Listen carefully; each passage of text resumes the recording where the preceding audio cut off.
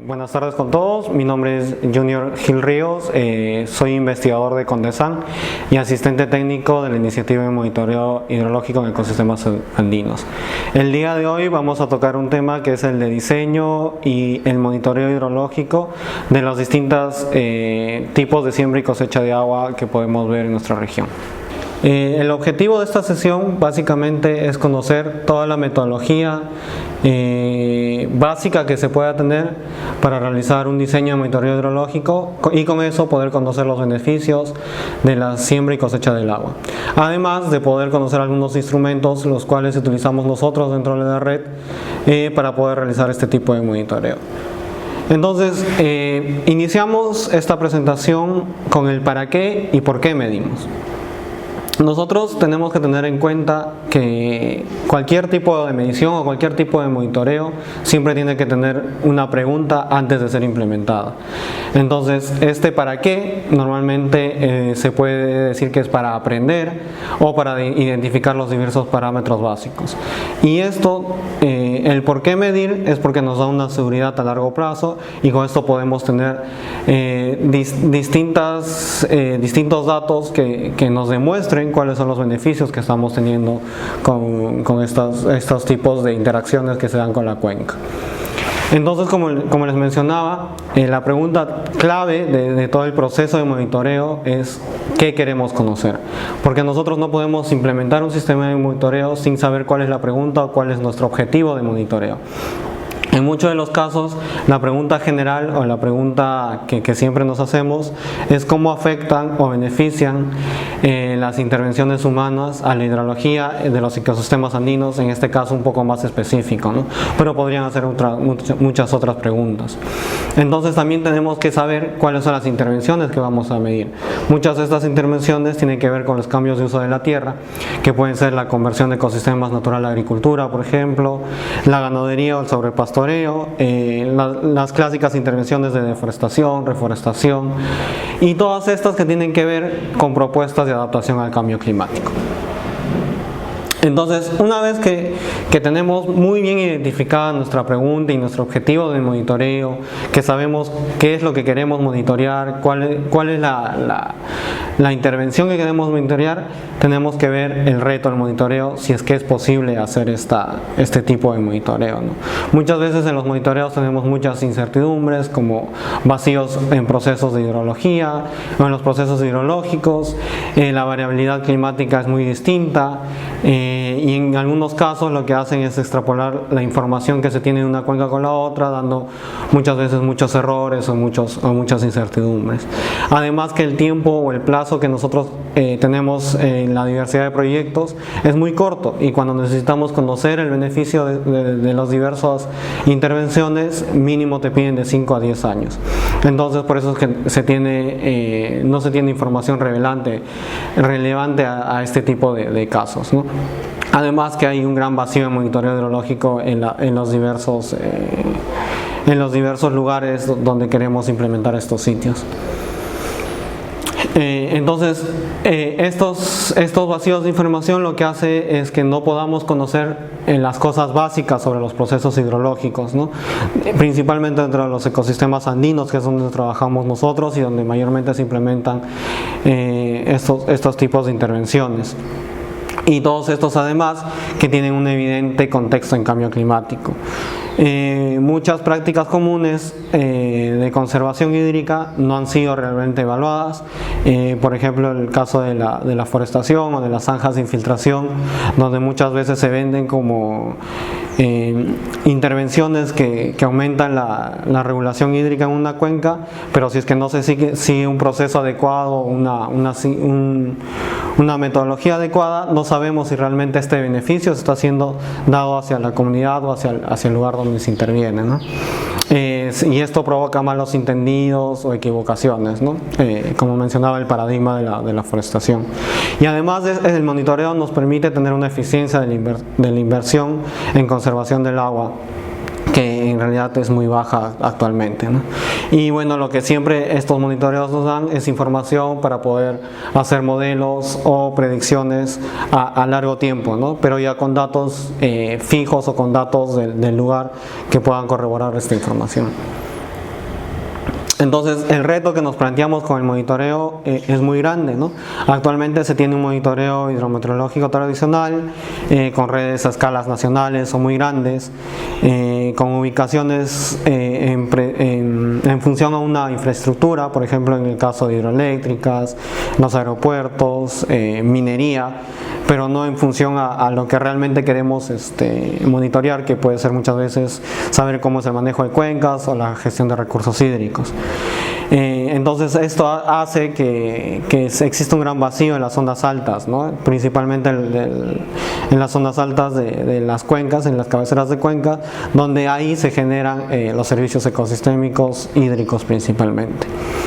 Y esto hace que el procesamiento estadístico de las series sean largas, ¿no? Y no, o sea, por ejemplo, se hacen monitoreos al ser en zonas en escala nacional, se tienen intervalos de monitoreo de muy poco tiempo, por ejemplo, diarios o mensuales, y no se puede demostrar realmente los procesos hidrológicos con esa serie de tiempos, ¿no? Entonces estas series son muy largas y necesitamos conocer más a fondo estos procesos hidrológicos. Es por eso que este tipo de monitoreo hidrológico lo que principalmente nos permite es tener una observación de la cuenca, cómo está funcionando la cuenca, para a partir de esta observación básica llegar a comprender el proceso que se da dentro de la cuenca, ¿no? Entonces en las imágenes que pueden ver en la diapositiva, en la observación se ven las características de la cuenca, qué es lo que podemos ver en la cuenca, identificar la zona alta, media y baja. Luego con los datos ya vamos a poder comprender como la precipitación, el caudal o las diversas variables que podamos encontrar dentro de la cuenca se relacionan entre sí y cómo es el funcionamiento hidrológico. Para luego de esto ya tener una predicción del proceso hidrológico dentro de la cuenca, ya sea con los hidrogramas, con los hitogramas o con los diversos indicadores que podamos medir dentro de la cuenca y tener una mejor visión del proceso hidrológico dentro de la cuenca. Entonces, este monitoreo hidrológico, la forma más básica de poder realizarlo, de poder lograrlo, es mediante la medición continua de lluvia y caudal. La lluvia lo que nos permite es conocer la cantidad de agua que ingresa a la cuenca, cuánto de esta precipitación es la que está siendo insertada en la cuenca, y el caudal es la cantidad de agua, o nos va a dar a conocer la cantidad de agua que está saliendo de la cuenca. Entonces una relación de lluvia con caudal, simplemente ambos lo convertimos a mismas unidades, lo podemos volver a milímetros, por ejemplo, hacemos una resta y con eso ya tenemos cuánto de agua es lo que se está reteniendo en la cuenca, ¿no? Esta es una manera muy básica y muy simple de medir, pero a la vez que nos da información de cuánto podría ser el beneficio que se tiene dentro de la cuenca. En diapositivas más adelante vamos a poder ver las diversas estructuras o los diversos casos que tenemos que construir para hacer estas dos mediciones, además de poder conocer un poco la red de monitoreo hidrológica donde se utiliza este tipo de mediciones, y la metodología de cuencas pares, que es lo que permite utilizar esta medición, ¿no? Entonces iniciamos un poco con el monitoreo hidrológico, pero básicamente en la variable de caudal, ¿no? ¿Cómo medimos este caudal? Aquí podemos ver un diagrama un poco más fácil de los diferentes métodos de aforo que tenemos, ¿no? Existen dos tipos de aforos, los aforos estacionales o con estaciones, y los aforos directos. En muchos casos, en las estaciones de aforo se necesita construir algún tipo de estructura para poder realizar este tipo de medición o este tipo de aforo. Ahí tenemos varios, las más conocidas son las limnimétricas y las de vertedero. Los demás son un poco para casos más específicos. En el caso de los aforos directos, mayormente es una persona es la que tiene que ir a hacer el aforo, y son aforos muy puntuales. Por ejemplo, el más conocido ahí es el Conmolinete o el caso con flotadores, ¿no? Que son los que más se utilizan, pero son aforos muy puntuales. Por ejemplo, si quieres hacer diario tendrías que tener una hora específica y tener una persona que sería la que esté monitoreando diariamente a esa misma hora, mientras que con las estaciones de aforo lo que uno puede tener son mediciones continuas con equipos que tengan data logger y que puedan estar midiendo continuamente cómo varía, cómo se está comportando el caudal dentro de una cuenca.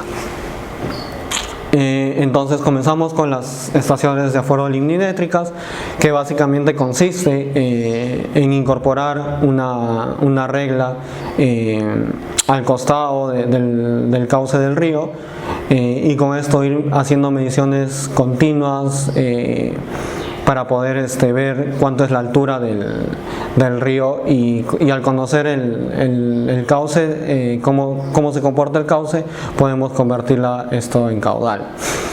La diferencia con el aforo de las limnigráficas es que estas ya tienen una estructura un poco más elaboradas.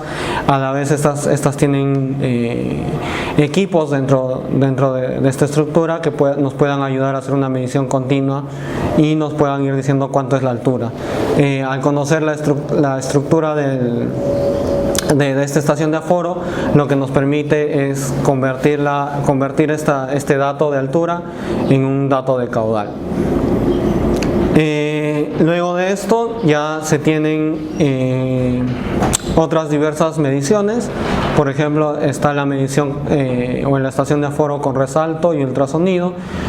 Estos son equipos que mandan ondas hacia el cauce o hacia la altura del cauce, y van midiendo la variación del cauce cada 5 o 10 minutos, dependiendo del tiempo que se le esté poniendo para cada medición. Podemos encontrar el sensor justo en la parte alta. Este es colocado dependiendo, primero hay que ver hasta qué altura llega el cauce del agua para que no pueda sobrepasar encima del sensor. Entonces de ahí muchas veces es a 10 o 15 metros de la altura o del nivel más alto del agua al que puede llegar el cauce. Otro tipo de medición, y uno de lo que estamos recomendando y usando mucho para hacer mediciones muy puntuales y además que nos ayuden a calibrar la ecuación de los vertederos que vamos a ver más adelante, es la medición con trazadores químicos, que en este caso, y el más simple, es el aforo con sal, donde básicamente de lo que trata es medir la conductividad del agua, y al incorporarle sal al agua va a haber una variación, y con esto calcular el caudal. Para esto necesitamos un sensor de conductividad, un recipiente, un balde de agua, sal común, sal de mesa, unas cucharas de medición para que te puedan ayudar a medir la cantidad exacta de sal que le estás incorporando, y una regleta para tener las mediciones exactas de la sal en las cucharas.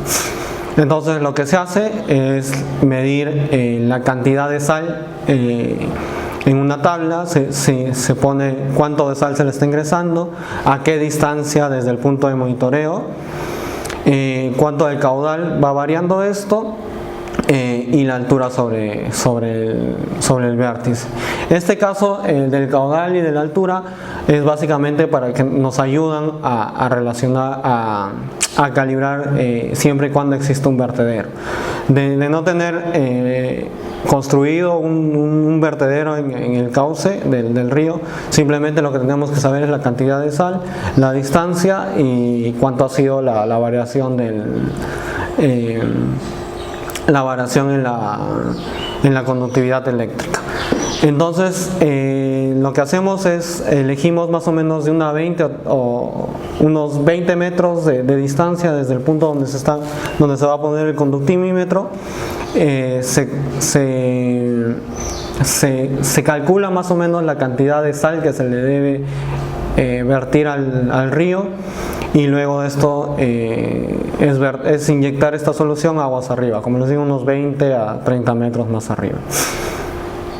Entonces, luego de esto lo que se hace es con el conductivímetro comenzar a medir, tener mediciones continuas para poder ir conociendo cómo va variando la conductividad eléctrica con respecto a la cantidad de sal, y luego se saca una ecuación de correlación para ver si tiene realmente relación entre conductividad y la cantidad de sal que se le está dando.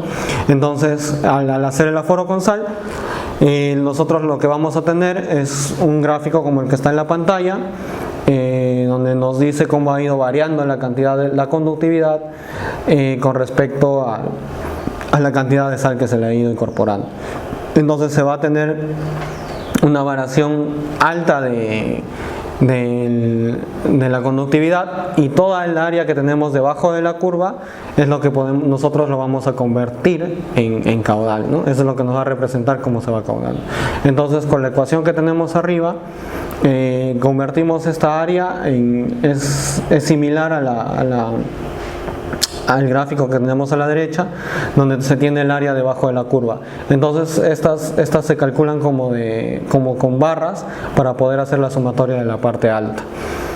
Entonces es así que vamos a poder calcular el caudal o el aforo con sales, ¿no? Otra medición muy común, y la que estamos usando nosotros muchos, es con las estructuras de medición de flujo. Tenemos las estructuras con vértice, las estructuras rectangulares, triangulares, combinadas, rectangulares planas, ¿no?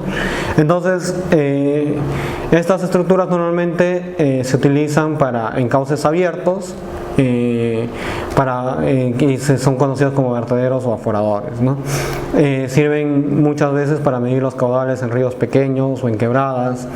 En ríos un poco más grandes ya no se pueden hacer ese tipo de estructuras, entonces solamente utilizamos los lignímetros o los afores con que habíamos mencionado anteriormente, ¿no?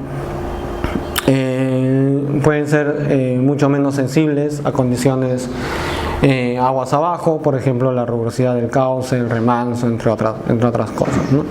Entonces esto más o menos es una estructura de cómo vendría a ser una medición de flujo, donde se pone una estructura en la parte delantera del cauce del río, que esto es lo que nos permite tener una estructura conocida, con lo que hallaremos una ecuación, y esto será convertido a caudal. Entonces las tipos de estructuras más conocidas son los vertederos de cresta delgada o con placa, los de cresta ancha y los aforadores, ¿no? Y ahí como podrán ver hay diversos tipos de estructuras que vamos a explicar ahora. Entonces lo que nosotros tenemos que tener en cuenta para seleccionar un tipo de estructura de medición, primero es las características de la estructura, si estas van a ser suficientes para que nos permitan demostrar o nos permitan medir la cantidad de agua que queremos monitorear, y estas a su vez si están de acuerdo a las condiciones de campo y requerimientos humanos que nosotros tenemos en los diversos proyectos o en las diversas cuencas que tenemos, ¿no?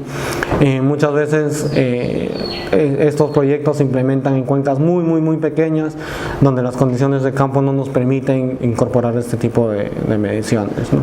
Además que a veces no tenemos la suficiente cantidad de equipo que nos puedan ayudar a implementar este tipo de procesos, ¿no? Entonces estas son las características mínimas de la estructura que debemos tener, la pérdida de carga requerida, cuál sería el rango de medición. Para eso debemos conocer el caudal máximo, el caudal mínimo, o por lo menos tener una idea, ¿no? Mucho de esto esto puede ser conocido subiendo con alguien de la comunidad o alguien que siempre esté por la zona, que te digan más o menos hasta dónde el caudal disminuye, si es que se seca, o si es que el caudal hasta dónde llega a la altura del cauce, ¿no? Es importante conocer la capacidad de transporte de materiales sólidos para evitar que muchas veces estos vertederos se colmaten por sedimentos o traigan rocas muy grandes y se lleven el vertedero con todo y cauce, ¿no? Y es por eso la sensibilidad, la precisión y las posibilidades para regular el caudal, ¿no? Las condiciones en campo para tener en cuenta es el ancho del cauce o del río, tener en cuenta que estos no deben estar colocados en pendientes muy fuertes, sino más bien tratar de encontrar una llanura dentro del cauce del río que nos permita colocar estos vértices de no más de 10 metros de largo donde esté plano. El nivel de los márgenes no tiene que ser muy pequeño, sino tienen que estar de acuerdo a la altura del vértice. Una pendiente longitudinal, lo que comentaba anteriormente. Y que este nivel de agua no esté afectado por restricciones aguas abajo, ¿no? Unas condiciones adicionales es el rango de los caudales esperados es que no sea menor de 1 metro cúbico por segundo o mayor de 15 metros cúbicos, que no existan ni caídas ni desniveles disponibles y que los transportes de materiales sean los más mínimos posibles. Pero que muchas veces nosotros no encontramos ese tipo de estructuras en campo, así que siempre esto simplemente es una referencia, no es condicional a la construcción de los vertederos. Lo que tenemos que tener requerimientos humanos, muchas veces no es fácil construir estos tipos de vertederos o estos tipos de estructuras de medición de flujo en estas áreas. Por lo tanto, la idea no es regular los caudales o los niveles. Se tiene que saber tener en cuenta si es que se va a utilizar un vertedero móvil o con puertas para ver, y mucho depende de la precisión requerida. Entonces vamos a comenzar un poco. Mucho de esta información la van a poder encontrar en el protocolo de monitoreo IMEA, que está disponible en la web. Entonces voy a tratar de pasar un poco más rápido estos temas, que en realidad son más temas estructurales que se pueden encontrar bastante en la web, para no tratar de cansarlos muchos. Entonces este es el primer caso, es el vertedero de cresta delgada rectangular, que muchas veces nos ayuda a medir caudales en cauces mucho más grandes, ¿no? Mínimo de 1 metro cúbico por segundo para adelante. Entonces ahí podemos ver el tipo de ecuación que se utiliza, que básicamente está en función del ancho del vertedero. Este tiene un ángulo que es ubicado en la estructura del vertedero, tanto en la parte baja como en la parte alta, y estos son el caudal muchas veces medido es en metros cúbicos por segundo, y tienen en cuenta la gravedad. Estos son algunas relaciones que se han hecho entre las distintas mediciones en algunos sitios de monitoreo usando este tipo de infraestructura. Dentro de este vertedero de cresta rectangular, lo que nosotros para calcular el coeficiente de descarga, lo que se ha hecho es, hay muchos de estos vertederos instalados en la zona de Ecuador, en la Universidad de Cuenca, donde han ido haciendo mediciones tanto con este tipo de infraestructuras como con aforos volumétricos que nos puedan ayudar a calibrar este tipo de coeficiente, ¿no? Entonces la ecuación que vemos en la pantalla tiene como variables principales la altura del agua, que es medida continuamente en el cauce del río, el ancho de la cresta delgada y la gravedad. Entonces aquí se vean unas limitaciones de usos. Por ejemplo, si el ancho es menor de 0.15 metros, ya es muy difícil utilizar este tipo de infraestructura. Lo mismo con la altura mínima, no debe ser menor a 0.03, o sea, casi 3 centímetros. Si el caudal disminuye de los 3 centímetros de altura, y es muy difícil de utilizar este tipo de infraestructura. Aquí algunas otras ecuaciones que también nos permiten ayudar a calcular el caudal dentro con este tipo de infraestructuras, ¿no? El primero es para la ecuación de descarga, y la segunda es para el coeficiente de descarga. Lo mismo los límites, que son muy bien parecidos a la anterior. El procedimiento básico para el diseño del vertedero es tratar de asumir un valor razonable de la altura del agua. Por ejemplo, muchas veces asumir la mitad de la profundidad del agua en el cauce. Esto es para el caso específico del caudal mínimo. Entonces, asumir una presión igual que es igual al ancho menos la altura. Luego asumir una relación de la tabla anterior que habíamos enseñado, que sea igual a 0.6. Obtener un coeficiente de descarga del mismo gráfico y aplicar una ecuación para obtener un ancho adecuado para ser construido dentro de este cauce. Este es el gráfico que se mencionaba, donde se puede tener un coeficiente de descarga. Entonces, si se tiene el valor de H y de P, y este es el valor que se calcula dentro en campo. Entonces, al tener este valor, lo que se hace es relacionarlo con el valor de la curva de descarga que se puede tener, ¿no? Este valor está en función de B y B o de H y P. El otro tipo de vertedero el cual usamos, que ya es un poco para caudales un poco más pequeños, es el vertedero de cresta delgada o vertedero triangular, donde se tiene tres tipos de vertederos, uno con el ángulo de 90 grados, el otro con 53 grados, 8 y el de 28 grados, 4. Entonces, muchas veces estas son las más utilizadas, ya que en la mayoría o en la gran parte de este tipo de mediciones que queremos realizar, lo que más nos interesa es el aumento del caudal en la época de estiaje o en el caudal mínimo. Es por eso que se utiliza este tipo de infraestructura que nos permite hacer la medición del caudal de medición de caudales pequeños o mínimos, ¿no? Como les decía, al igual que la otra, estos también son muy utilizados y han sido corroborados con la Universidad de Cuenca, donde nos permite también tener un coeficiente de descarga conocido, ¿no? En la mayoría de casos nosotros usamos el coeficiente de descarga de 0.57, que es el que se ha corroborado con los diversos experimentos en Cuenca. Al igual que para la cresta delgada rectangular, se tiene un cuadro donde se puede calcular el coeficiente de descarga. El proceso de diseño es muy similar al otro. Hay que tener en cuenta el cauce del río, cuál es el caudal mínimo o el caudal bajo al cual llega para poder, de acuerdo a esto, diseñar o construir el ancho de la cresta. Este es otro tipo de vertederos, que es el vertedero Cipolletti. Este es un vertedero de cresta delgada, pero ya de sección trapecial, ¿no? A diferencia de los otros, que era el otro rectangular y el otro era triangular. Este es muy utilizado principalmente en los canales, ¿no? Donde no se tiene una forma donde se tiene una forma trapezoidal. Entonces, y la fórmula o el caudal para hallar el caudal aquí es mucho más fácil, ya que se tiene una sección transversal conocida.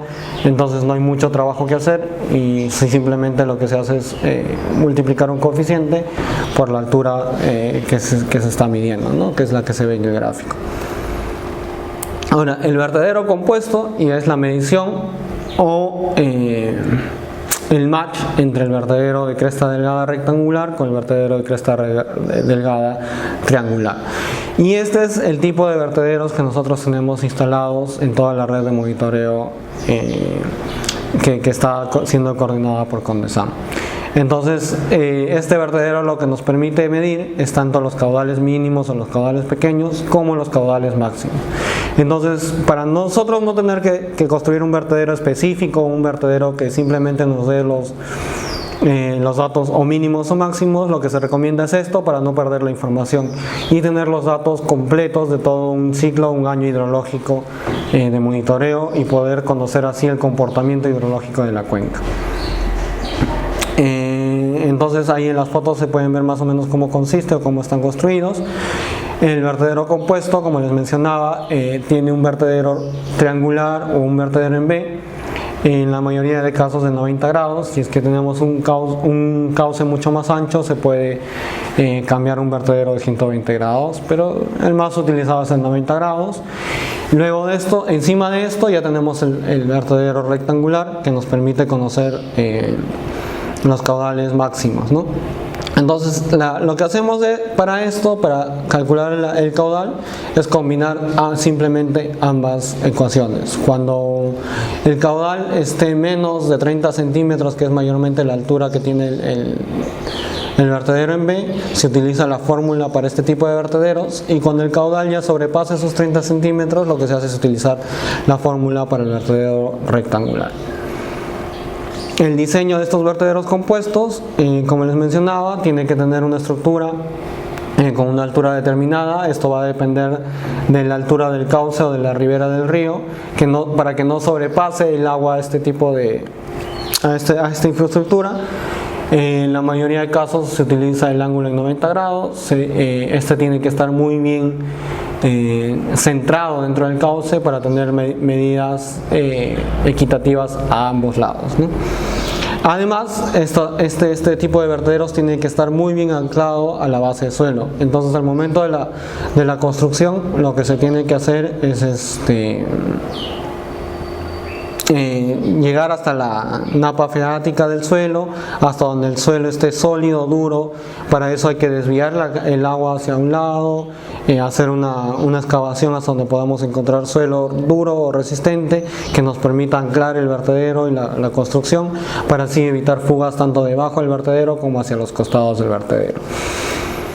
Entonces, dentro de como les explicaba, todos estos vertederos o todas estas infraestructuras que se están incorporando, que se desean monitorear, necesariamente tienen que tener algún tipo de medición, que normalmente es la altura de agua lo que medimos, para poder hacer esta variable es la que va a ser convertida a caudal. Existen diversos equipos, muchos equipos que nos puedan ayudar a medir. Entre estos tenemos los equipos de presión, los equipos ultrasónicos o los radares. Lo que nosotros usamos más es los de presión, que lo que nos hacen es medir la cantidad de presión atmosférica completa, es decir, estos son sumergidos en el agua, te mide la presión del agua y la presión atmosférica. Fuera del vertedero se tiene otro equipo, en muchos casos estos ya vienen incorporados dentro del mismo equipo, que nos ayuda a medir la presión atmosférica. Entonces, simplemente teniendo una resta se hace una compensación y solamente se tiene la presión de agua sobre el equipo, y esta presión de agua es convertida a centímetros de altura de agua. Las ventajas de usar este tipo de equipo es que tienen un costo bajo, es mucho más usados en los vertederos, son más fácil de usar, además que tienen un propio data logger donde se va guardando la información, ya sea cada 5 o 10 minutos, cada hora, cada día, dependiendo del intervalo de tiempo que quieras monitorear. Una desventaja es que estas son instaladas dentro del agua, y por los diversos procesos que siguen las quebradas pequeñas, estas corren el peligro de sufrir algún daño, ya sea por venidas fuertes. Entonces estas pueden ser impactadas por piedras, o si es que el cauce tiene mucha sedimentación, puede ser obstruido por los sedimentos, entre otras cosas. Como les mencionaba, esto debe tener un sistema de ventilado o un sensor barométrico. En el caso de los sensores ultrasónicos, estos son colocados encima del cauce o del nivel del río. Las ventajas que tienen, estos son de mayor precisión y están afuera del agua, ¿no? Una desventaja es que puede ser muy sensible a la actividad, cualquier movimiento, cualquier cosa que pase en el cauce, estas pueden tener algún error en la sensibilidad electromagnética que se tiene.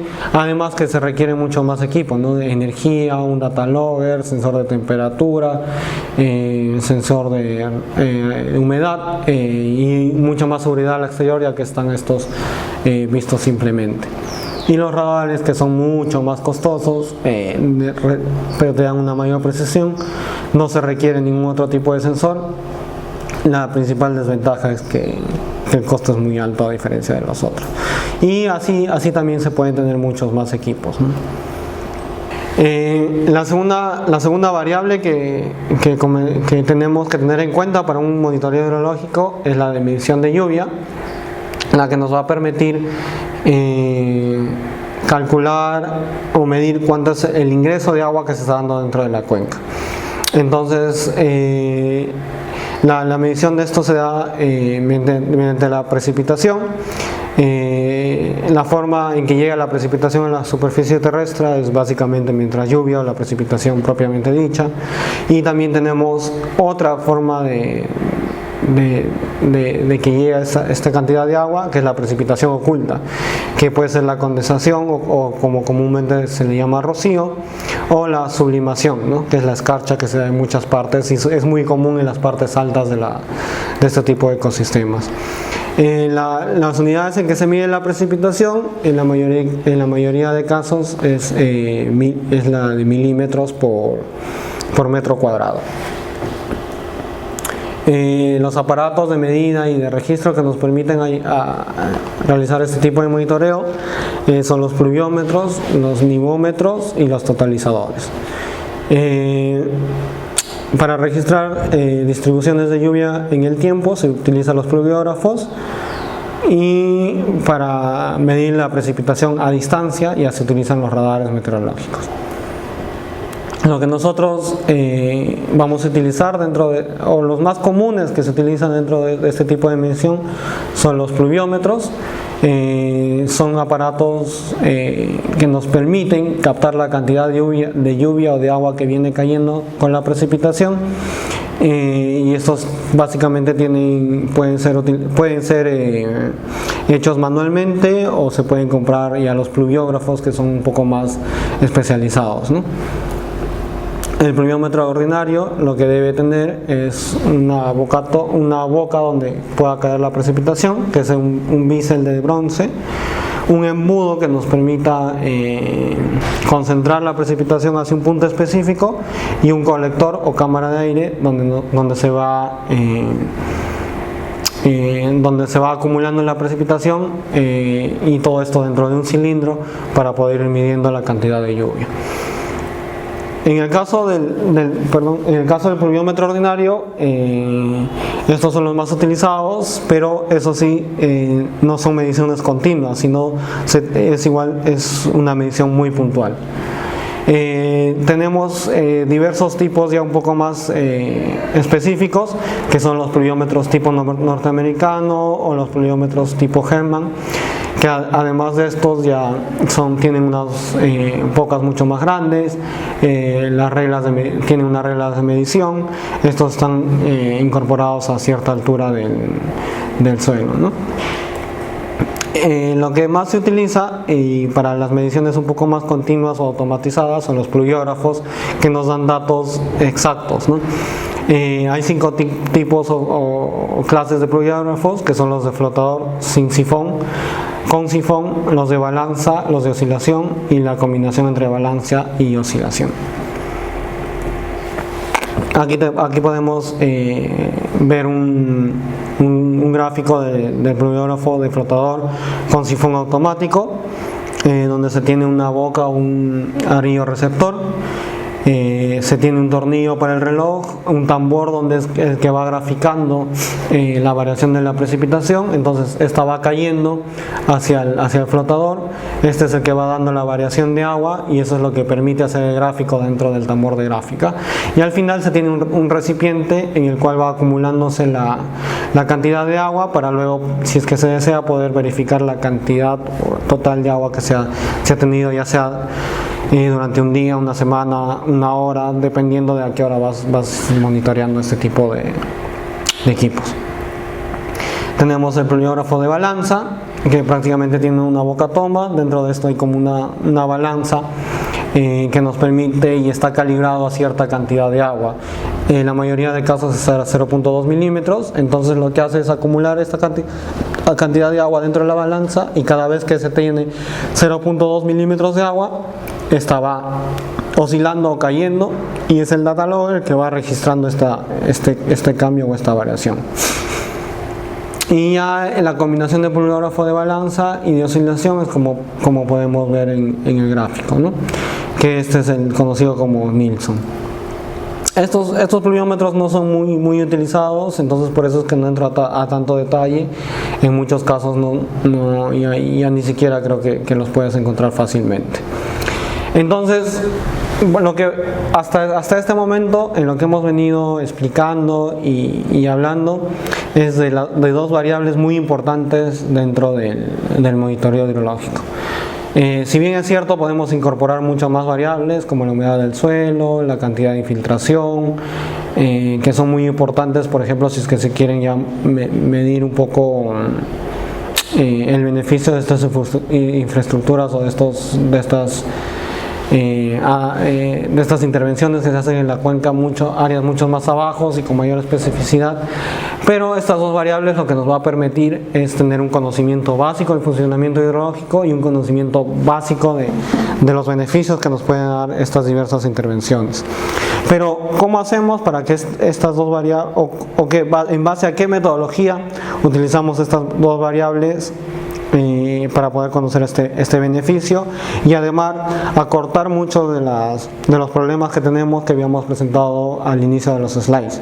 Lo que nosotros utilizamos es la metodología de cuencas pares, que es una metodología que se está implementando en la iniciativa de monitoreo hidrológico en ecosistemas andinos, donde básicamente lo que hacen es relacionar las variables de precipitación y de caudal en esta metodología.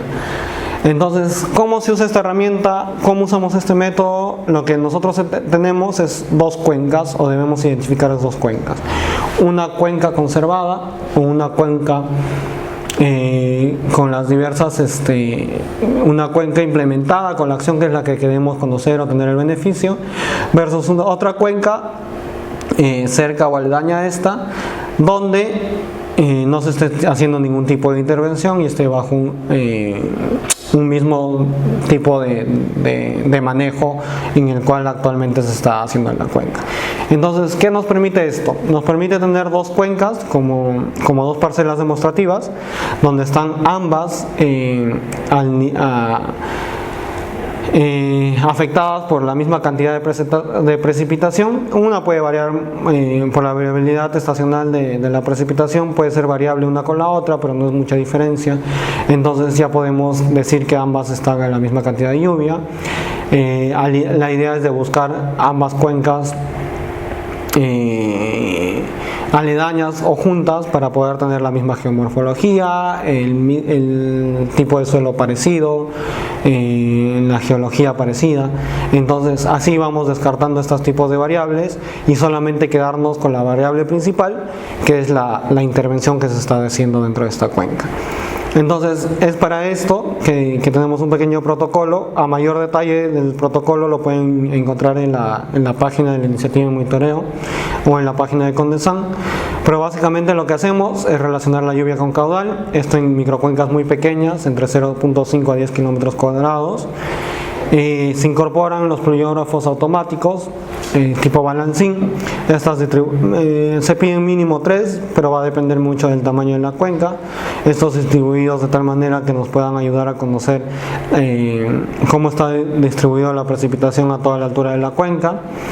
Y luego de esto se identifican las cuencas que les había comentado, que principalmente en la cuenca donde se tiene la actividad es preferible que esta actividad sea un 80% de la cuenca.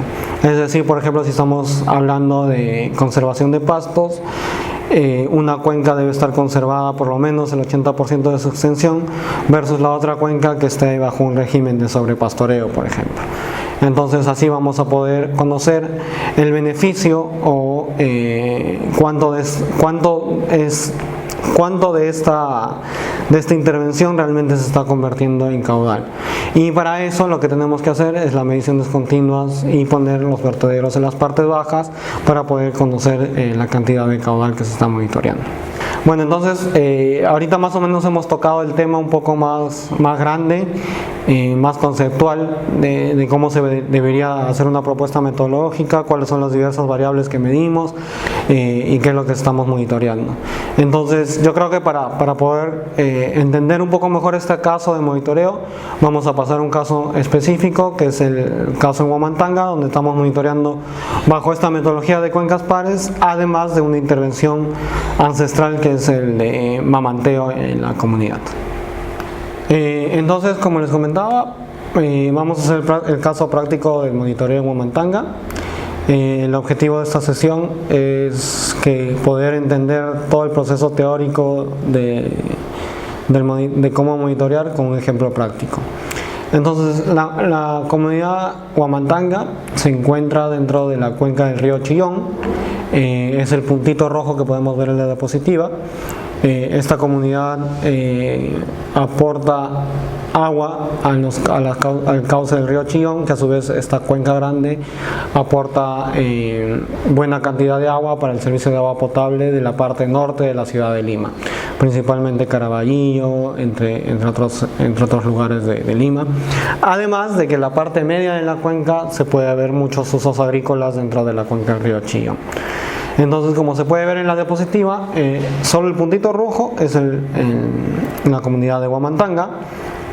Esta es una toma un poco más ya específica de la comunidad de Huamantanga.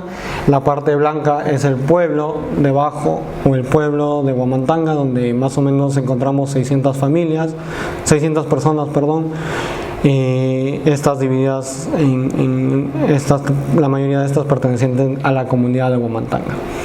En la parte media de este es el pueblo, como les mencionaba. En la parte media podemos encontrar el sistema de mamanteo, donde podemos ver estas líneas rojas que son los canales de mamanteo, y los puntitos azules que son donde resurgen. Entonces, ¿en qué consiste básicamente este sistema de mamanteo? Es la derivación de una cierta cantidad de agua de un cauce, por ejemplo en esta parte de aquí, donde derivamos cierta cantidad de agua para que luego esta agua sea infiltrada en las laderas de los cerros, sean mamanteadas, como lo llaman comúnmente la comunidad, y luego esta infiltración lo que hace es resurgir en la parte baja de la cuenca, en los puntitos azules cerca al poblado, en algunos casos un poco más en la parte media. Entonces, este sistema de mamanteo es una técnica ancestral que más o menos lo han venido desarrollando los pre-incas en la parte de la comunidad, y actualmente quiere ser reincorporada a la comunidad, por lo que se ha hecho la restauración de uno de estos canales, que es el que podemos ver en la parte alta cerca de la línea azul. Solamente se ha restaurado un canal de mamanteo. Actualmente se tienen más de 20 canales que se podrían restaurar. Y en la parte alta de la comunidad lo que se ha identificado es una zona sobrepastoreada, que esta zona principalmente debería ser de pajonal. Entonces aquí podemos ver un poco cómo es el comportamiento de la comunidad, ¿no? La parte alta, donde debería ser la zona de captación de la precipitación, la zona donde si se tuviese una buena cantidad de pastoreo, de pasto, esto podría ayudar en la infiltración. A su vez, esta infiltración o esta mejora de pasto ayuda a tener mayor cantidad de agua para que el sistema de mamanteo funcione de una mejor manera, tenga mayor cantidad de agua que infiltrar, y todo esto se hace como un match que pueda ayudar a tener mayor cantidad de agua al pueblo. Y además, no toda esta cantidad de agua solamente llega al pueblo, sino mucho de esto se infiltra, es infiltración ya más profunda, que pueda llegar al cauce del río Chillón, y esto ayuda a la EPS a tener una mayor cantidad de agua. Entonces, dentro de esto hemos visto necesario hacer dos tipos de investigaciones. La primera es la investigación del sistema de mamanteo.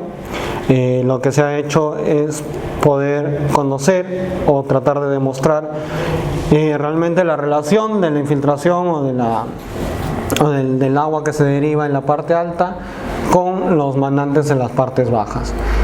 Entonces, lo que se ha hecho es inyectar trazadores en los cauces del sistema de mamanteo. Estos trazadores lo que nos permiten es poder saber si realmente esta agua que se está infiltrando llega a las resurgencias o en la parte baja. Lo que se hace, tenemos el trazador de fluorescina y iosina.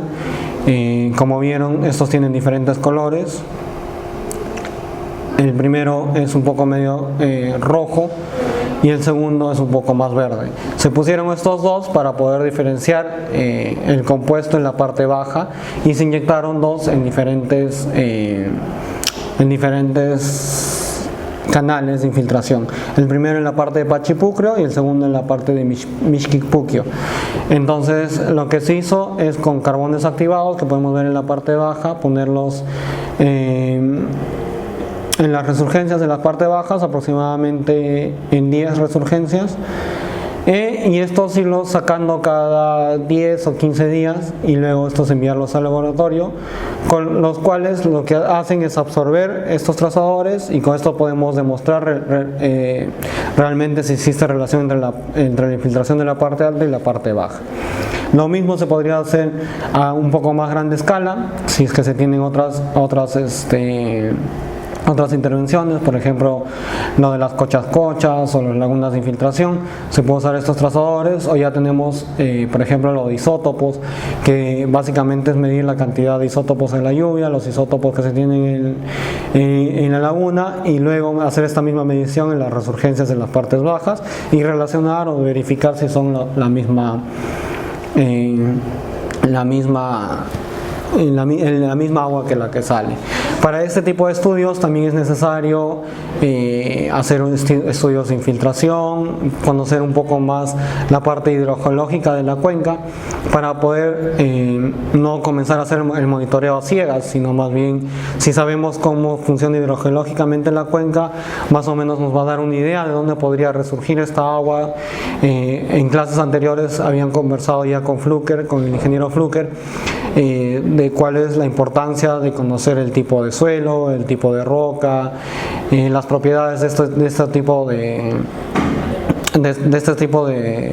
la estructura del suelo y de la estructura de la roca, y esto como nos ayuda a poder saber si es que es un suelo más permeable o impermeable, calcular la capacidad de infiltración, y todo esto va a implicar para nosotros poder tener una idea de dónde va a resurgir el agua. Entonces, como parte complementaria de este estudio, también se ha hecho el estudio de monitoreo en cuencas pares. En la parte alta se han identificado una cuenca par mediante la metodología con el mismo nombre, la cuenca amarilla.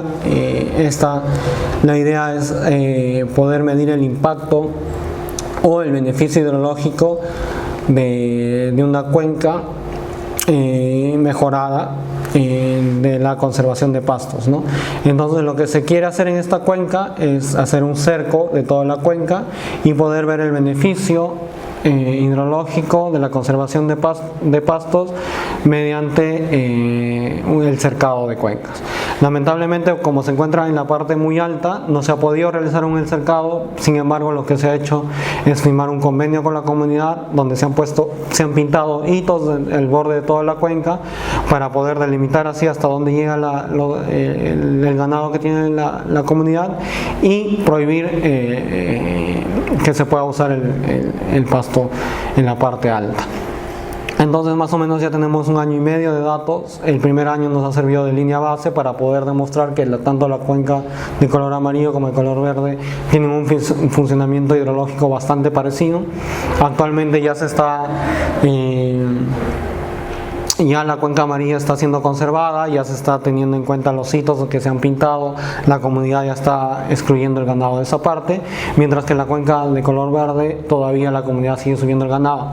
Entonces esto para el siguiente año nos va a poder permitir conocer cuál es el beneficio de la cuenca o el beneficio de la conservación de los pastos versus una cuenca que no está conservada. Lo que se ha hecho igual aquí es tener estas cuencas pares.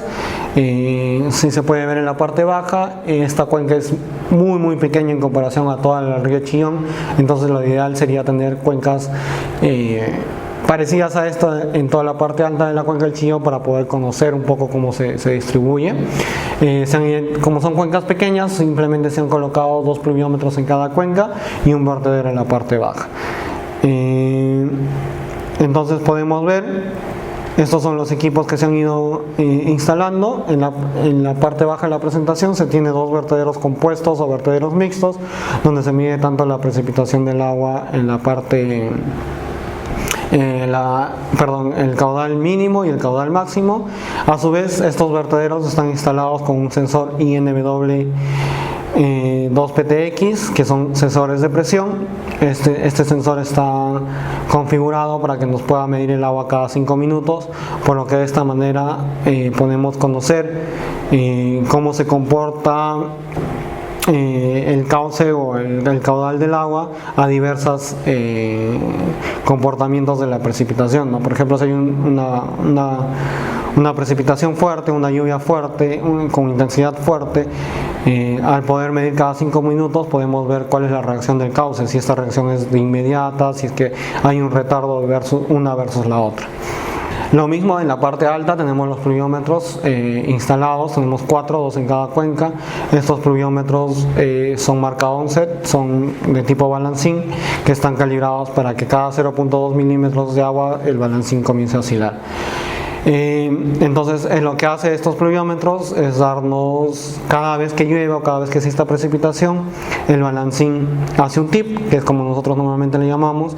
Entonces el data logger guarda la hora, la fecha exacta a la hora que se dio ese tip. Entonces lo único que se hace es que relacionar cada tip que nos da 0.2 milímetros de lluvia, y así se va acumulando y podemos conocer la diversidad. Podemos acumular y podemos conocer la cantidad de lluvia y de lluvia que se está dando. Entonces luego de esto nos va a permitir tener indicadores, ¿no? Tenemos la cantidad de agua en la parte alta, la cantidad de agua en la cantidad de agua que ingresa a la cuenca, la cantidad de agua que sale de la cuenca, y así de esta manera, convirtiendo ambas variables en una misma unidad, que mayormente es en milímetros, podemos comparar y restar simplemente el caudal con la precipitación. Al tener esto vamos a tener la cantidad de agua que es retenida por la cuenca. Entonces tenemos una cuenca con buen pasto, tenemos una cuenca a un manejo normal, que es sobrepastoreada en la mayoría de los casos, y luego vamos a poder comparar en los caudales mínimos principalmente cuál es el beneficio que nos da hacer esta conservación.